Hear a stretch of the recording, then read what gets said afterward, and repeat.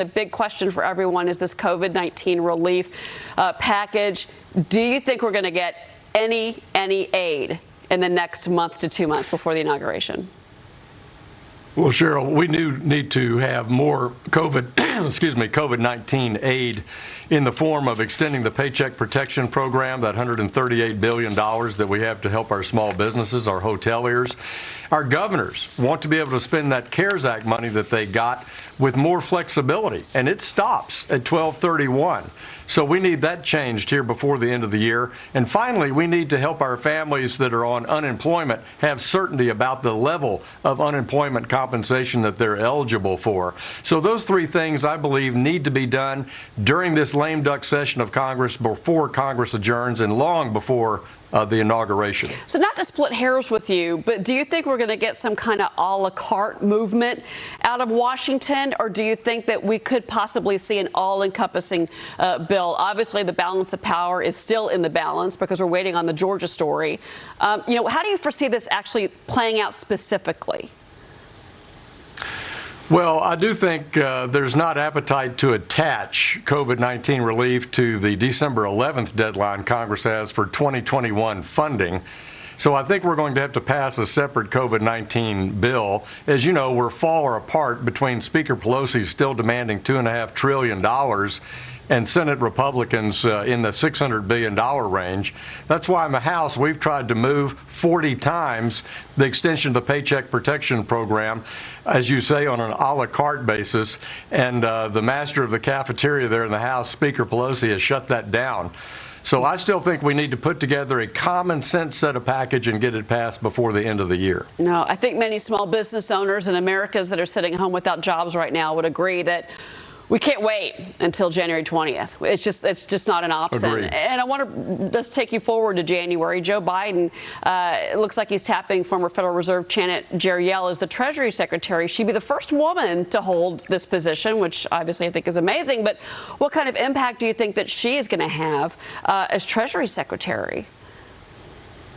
Well, I worked with Chair Yellen my first 2 years in Congress when she was chair of the Federal Reserve Board. She's been on the Council of Economic Advisors. She's been the president of the San Francisco Federal Reserve Bank. So she comes to this position with a lot of experience and qualifications. But she's going to confront a fiscal challenge as we come out of this pandemic. How do we pay back the debt that we've incurred in fighting COVID-19? And how do we get the economy growing again? And she'll have to navigate that as Treasury Secretary to make sure that we don't have large tax increases or large regulatory impediments to that economic recovery. Yeah, I want to bring in my colleague from the Wall Street Journal, James Freeman, to kind of chime in on this discussion. You've been following this as well, James. Go ahead. Yeah, thanks, Cheryl. Congressman, wanted to ask more about Janet Yellen in terms of obviously a lot of pressure from the progressive left to use the Fed and Treasury in a more activist way to kind of replace private financial products and services. Now, some of these ideas, maybe they're just sort of AOC discussion, but I'm just wondering how you see potential Secretary Yellen here resisting those kind of efforts. Well, as former chair of the Federal Reserve, she knows the often attempts by Congress and by the public to either politicize the Fed, make the Fed go way beyond its mandates of full employment and fighting inflation. She's going to have that in spades, James. There are those on the left who want the Fed to lend money directly to state and local governments, something that I oppose. They have an idea that the Fed could become the climate police person of the world by regulating climate through how it regulates the financial institutions of this country. So she's going to have a full plate, both on the fiscal side of her work as well as the regulatory side.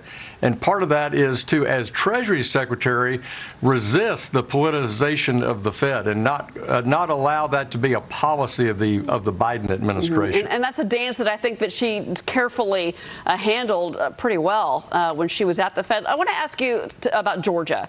Obviously we're looking to these two big Senate races in January, but the GOP gained several seats in the House this past election. Do you think Republicans are going to continue to have momentum and maybe flip the House in 2022?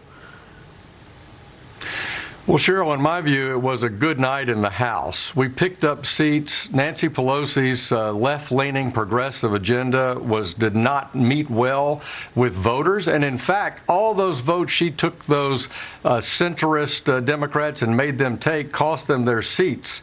So I hope that with her more narrow majority and us winning the Senate, maintaining control of the Senate, that we'll be in a position in the House and Senate to work with an incoming administration on a much more pro-growth economic agenda, a leadership agenda around the world, and not succumb to the siren song of AOC and the left. And before I let you go, I want to pick up on that, because within Congress, your AOC type Congresswomen, I'll put Ilhan Omar in that as well, they are demanding a very, very progressive agenda from Joe Biden.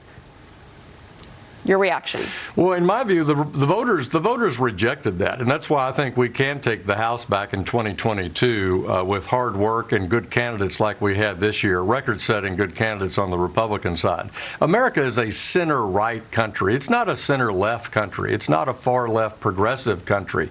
And with leadership by Republicans in the House and Senate, I think we can keep Joe Biden on the right track towards that center governance. I don't believe that you'll see him successfully push those AOC or Elizabeth Warren or Bernie Sanders type policies. He may talk about them, but getting those enacted is going to be very challenging.